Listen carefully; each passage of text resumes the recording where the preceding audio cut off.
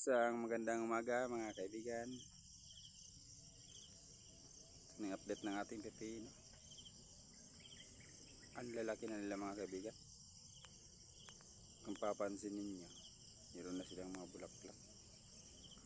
Ayan o. Meron silang mga bulaklak o. Ayan. Ang tataba nila mga kaibigan. Ayan. Ang lalaki nila. Ayan o, gumagapang na sila. Ayan. Gumagapang na sila. Punta siya doon mga kaibigan. Punta sa ano doon.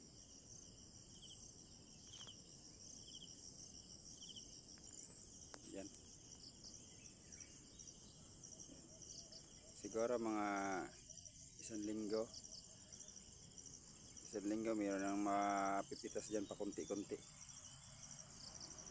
Kasi mayroon na silang mga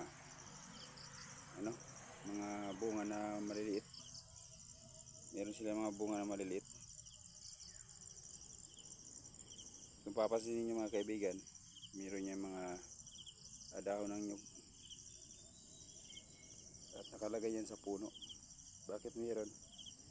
Kasi kapag meron lokay o dahon ng nyug, mapresko yan sa mapresko yan mga kaibigan sa ating pipino. At kapag meron dahon, hindi ka agad-agad na tutuyo yung lupa. Pero ang lalagyan nyo lang ng ganyan mga kaibigan, yung medyo hindi patag yung lupa. Tulad nito, kaingin lang ito mga kaibigan. Hindi ito araro. Pero kung araro at may stuck yung tubig, tapos lagyan nyo pa ng dahon ng nyug, hindi maganda yan mga kaibigan. Baka mamatay yung ating ating pipino.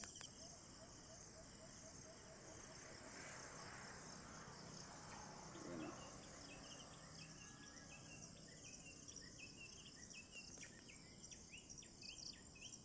Mayroon na silang bunga. Maliliit. Isang linggo yan, mayroon makukuha niya. Ito yung bunga niya mga kaibigan. Andyan o. Mga isang linggo yan, malaki na yan mga kaibigan. Lalaki na yan mga isang linggo. Marami yan, marami mga bunga yan. Kaya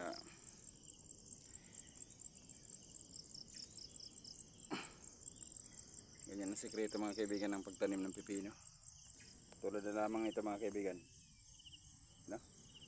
Ang ganda nila mga kaibigan. Ganda nila.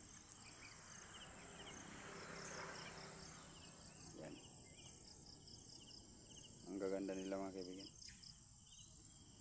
Lalaki sila kasi. Ayun. Punta siya doon.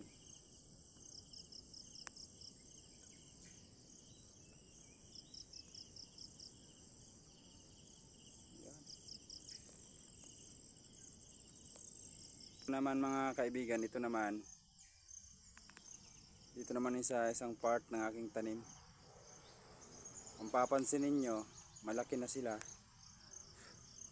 Malaki na sila mga kaibigan, pero andyan pa rin sila sa lupa. Sa katunayan, hindi ko nalalagyan ng pagapangan yan.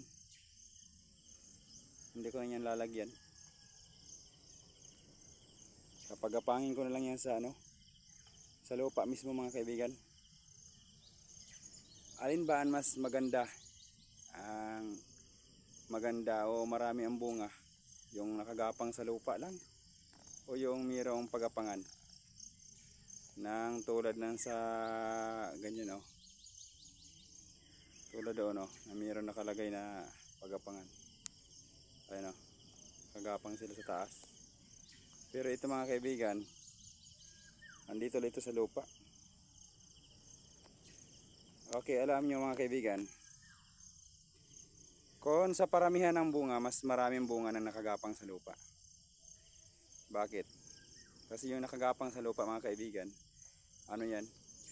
Yung kung pamilyar kayo o siyempre alam niyo yan mga tanim natin, bawat buko niyan mayroong mga malapit sa puno, mayroon yung mga ugat.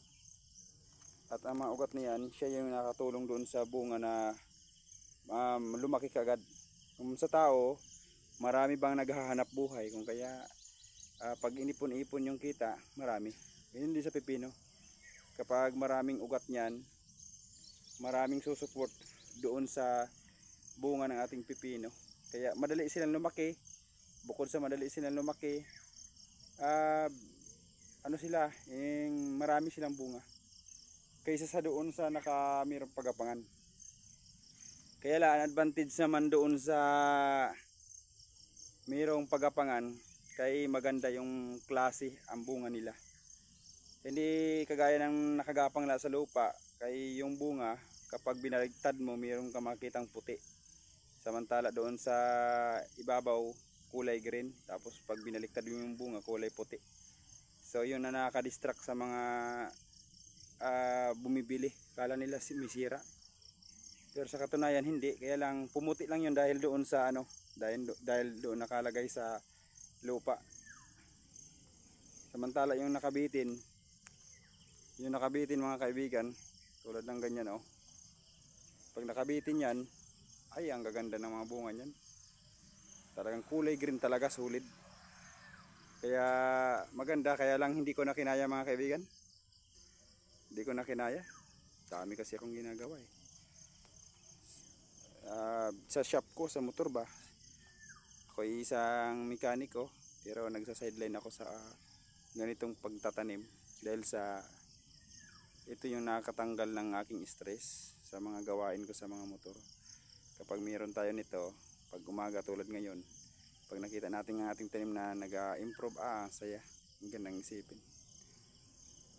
Punta tayo doon sa mais ko.